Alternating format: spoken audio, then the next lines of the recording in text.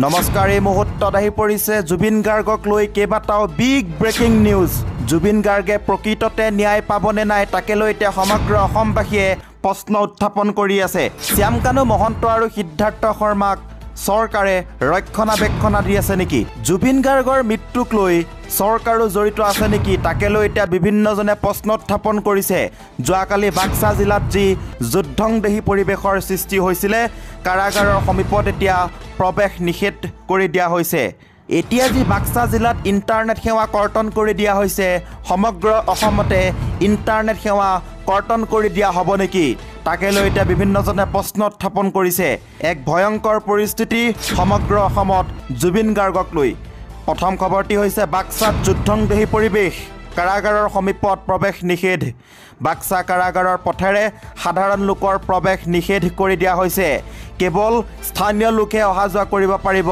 পথেৰে যদি আপুনিও এজন প্ৰকৃত জুবিন প্ৰেমী হয় তেনেহ'লে তলৰ কমেণ্ট বক্সত এটা কমেণ্ট কৰক justice for Zubeen Garg hashtag দি পেলাই জাষ্টিছ ফৰ জুবিন গাৰ্গ বুলি এতিয়াই কমেণ্ট কৰক যাতে অতি সোনকালে আমাৰ মৰমৰ শ্ৰদ্ধাৰ শিল্পী জুবিন গাৰ্গে ন্যায় পায় গতিকে সকলোৱে তলৰ কমেণ্ট বক্সত এটা কমেণ্ট কৰক জৰুৰীকালীন অৱস্থাতে প্ৰৱেশৰ অনুমতি দিয়া হৈছে কালিৰ ঘটনাৰ পাছতে প্ৰশাসনে জাৰি কৰিলে নিৰ্দেশনা ইতিমধ্যে 500 মিটাৰ ভিতৰত জাৰি কৰা হৈছে 163 ধাৰা কাৰাগাৰৰ সমীপত সমবেত হ'ব নোৱাৰিব 5জনতকৈ অধিক লোক আজিও কৰ্তন থাকিব ইণ্টাৰনেট সেৱা বাক্সা জিলাত কাৰাগাৰৰ চৌপাশে মোতায়ন কৰা হৈছে আৰক্ষী বাহিনীৰ কেইবাটাও দল হাজাৰ হাজাৰ আৰক্ষী CRPF কমাণ্ডো নিয়োগ কৰা হৈছে বাক্সাত যিকোনো পৰিস্থিতিৰ মোকাবিলা কৰিবলৈ সাজু হৈছে প্ৰশাসন পৰৱৰ্তী খবৰটি হৈছে বাক্সাত ভয়ংকৰ পৰিস্থিতি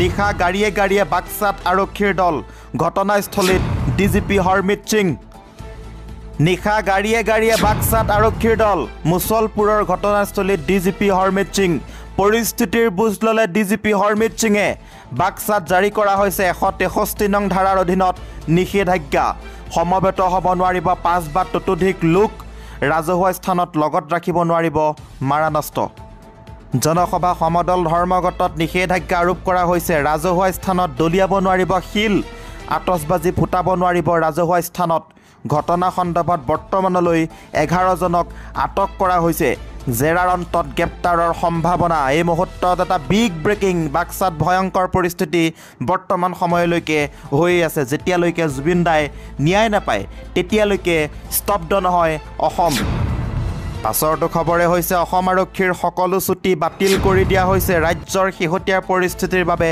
এই সিদ্ধান্ত লোৱা হৈছে অসম আৰক্ষীৰ সকলো ছুটি বাতিল কৰি দিয়া হৈছে চিকিৎসা সংক্ৰান্তীয় জৰুৰীকালীন অৱস্থাতে ল'ব পাৰিব ছুটি ৰাজ্যৰ শেহতীয়া পৰিস্থিতিৰ বাবে এই সিদ্ধান্ত লোৱা হৈছে ৰাজ্য চৰকাৰৰ নিৰ্দেশনা এটা বিগ ব্ৰেকিং এই মুহূৰ্তত আহি পৰিছে অসম আৰক্ষীৰ যিমানসকলে ছুটিৰ বাবে আবেদন কৰিছিলে সকলোকে ছুটি বাতিল কৰি দিয়া হৈছে অহাকালি 17 অক্টোবৰত জুবিনৰ সমাধিলৈ আহিব ৰাহুল গান্ধী এই মুহূৰ্তত এটা বিগ ব্ৰেকিং 17 অক্টোবৰত অসমলৈ আহিব ৰাহুল গান্ধী জুবিন গাৰ্গৰ সমাধিত শ্ৰদ্ধাঞ্জলি কাৰ্যসূচী ৰাহুলৰ গৰিমা গাৰ্গকো সাক্ষাৎ কৰিব কংগ্ৰেছ নেতা ৰাহুল গান্ধীয়ে আনুষ্ঠানিকভাৱে জনালে কংগ্ৰেছ সভাপতি গৌৰৱ গগৈ ৰাহুল গান্ধীৰ ভ্ৰমণে জুবিনৰ ন্যায় আৰু অধিক সবল কৰিব বুলি ঘোষণা কৰা হৈছে পাছৰটো খবৰে হৈছে জুবিনৰ মৃত্যু কাৰো বাবে আশীৰ্বাদ হ'ব নোৱাৰে 2026ৰ নিৰ্বাচনৰ পূৰ্বে অসম অশান্ত কৰাৰ চেষ্টা একাংশৰ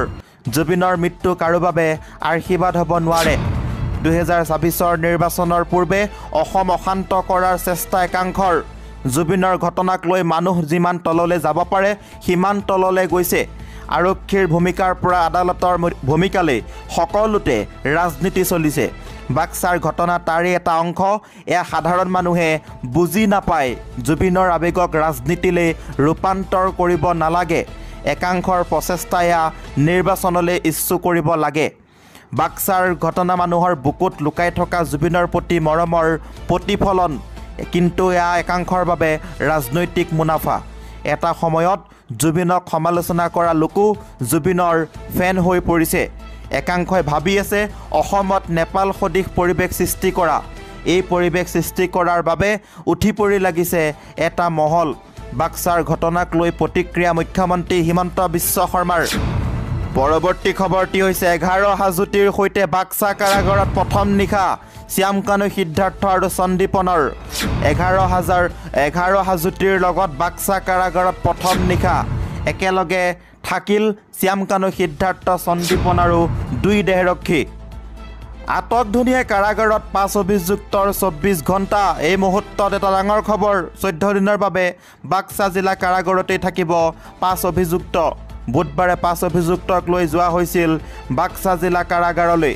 বুধবাৰে সংঘটিত হৈছিল বিক্ষিপ্ত ঘটনা। 11 হাজোতিৰ লগত বাক্সা কাৰাগাৰত প্ৰথম নিশা একেলগে থাকিল শ্যামকানু মহন্ত, সিদ্ধাৰ্থ শৰ্মা, সন্দীপন গাৰ্গ আৰু 2 দেহৰক্ষী। এটা ডাঙৰ খবৰ।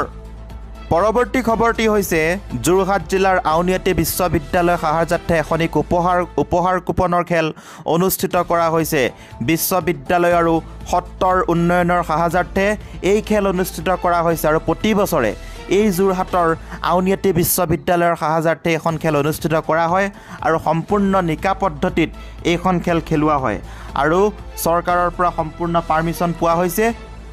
সম্পূৰ্ণ স্বচ্ছ নিকা পদ্ধতিত এইখন খেল অনুষ্ঠিত কৰা হ'ব। 28 নৱেম্বৰৰ দিনাখন খেলখন খেলোৱা হ'ব আৰু যিসকল প্ৰাৰ্থী ইচ্ছুক আছে সেইসকলে টিকটসমূহ সংগ্ৰহ কৰিবলৈ পাৰিব। আৰু এইখন খেলত বুকৰ খেলৰ লগতে টিকটৰ খেল বেলেগ বেলেগকৈ খেলোৱা হ'ব। প্ৰথমতে মই উপহাৰসমূহ আপোনালোকক ক'ব লৈছোঁ। টিকেটৰ মূল্য হৈছে, কুপনৰ মূল্য হৈছে মাত্ৰ 100 টকা।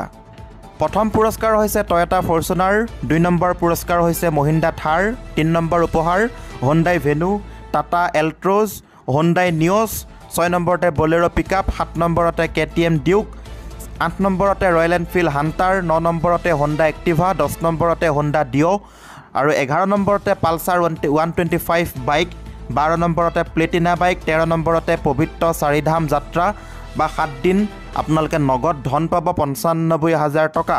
14 নম্বৰতে অযোধ্যাৰ ৰাম মন্দিৰ ভ্ৰমণ কৰিব পাৰিব যদি আপোনাৰ টিকটত লাগে, ভাগ্য পৰীক্ষাত যদি আপুনি পায় 7 দিন বা নগদ ধন আপোনালোকে 80,000 টকা পাব। 15 নম্বৰ উপহাৰটো হৈছে কাশ্মীৰী ভ্ৰমণ, 5 দিন বা নগদ 60,000 টকা পাব।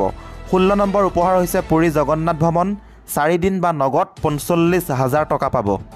এয়া হৈছে টিকটৰ উপহাৰ। আৰু যদি বহি আপোনালোকে লয়, বহীত এক্সট্ৰাকৈ এইটো উপহাৰ থাকিব। বহীৰ উপহাৰসমূহ হৈছে মাৰুতি আৰ্টিগা, 2 নম্বৰতে মাৰুতি এল্টো, 3 নম্বৰতে হিৰো স্প্লেণ্ডাৰ, 4 নম্বৰতে হুণ্ডা ডিঅ', 5 নম্বৰতে এটা আইফোন, 6 নম্বৰতে এণ্ড্ৰইড ফোন এটা, 7 নম্বৰতে ফ্ৰিজ, 8 নম্বৰতে ৱাশ্বিং মেচিন, 9 নম্বৰতে স্মাৰ্ট ৱাটছ, 10 নম্বৰতে এটা লেপটপ, 11 নম্বৰতে হৈছে ব্লুটুথ স্পীকাৰ। টোটেল 27টাকৈ উপহাৰ আছে, নামী দামী উপহাৰ।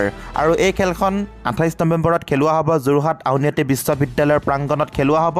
সম্পূৰ্ণ স্বচ্ছ আৰু নিকা পদ্ধতিত এইখন খেল খেলোৱা হ'ব। যিহেতু আউনীআটী সত্ৰৰ অধীনত এইখন খেল খেলোৱা হৈছে আৰু প্ৰতি বছৰে এইখন খেল অনুষ্ঠিত হয় আৰু চৰকাৰে এইখন খেল খেলাবলৈ পাৰ্মিশ্যন অলৰেডি মৌখিকভাৱে দি দিছে। গতিকে নিশ্চিন্ত মনেৰে আপোনালোকে স্ক্ৰীণত দিয়া নম্বৰত যোগাযোগ কৰি টিকট সংগ্ৰহ কৰিবলৈ পাৰিব। পৰৱৰ্তী খবৰটি হৈছে বাক্সাৰ ঘটনাৰে জড়িত 13 জনক আটক কৰা হৈছে। আটক ভাৰতীয় সেনা জোৱানো।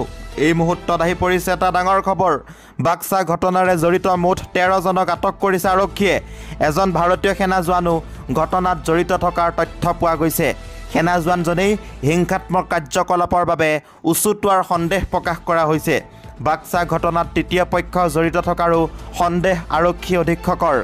বাক্সা কাণ্ডক লৈ জিলাৰ আৰক্ষী অধীক্ষকৰ স্পষ্টীকৰণ। বাক্সা ঘটনাৰে জড়িত মুঠ 13 জনক আটক কৰিছে আৰক্ষীয়ে। এজন ভাৰতীয় সেনা জোৱানো ঘটনাত জড়িত থকাৰ তথ্য পোৱা গৈছে। আজিৰ এই ভিডিঅ'টোৰ মাধ্যমেৰে আপোনালোকক কেইবাটাও গুৰুত্বপূৰ্ণ খবৰ দিব চেষ্টা কৰিলোঁ। এনেধৰণৰ গুৰুত্বপূৰ্ণ খবৰ নিতৌ পাই থাকিবলৈ আমাৰ চেনেলটো ছাবস্ক্ৰাইব কৰিব, লগতে এটাকে লাইক কৰি উৎসাহিত কৰিব। ধন্যবাদ।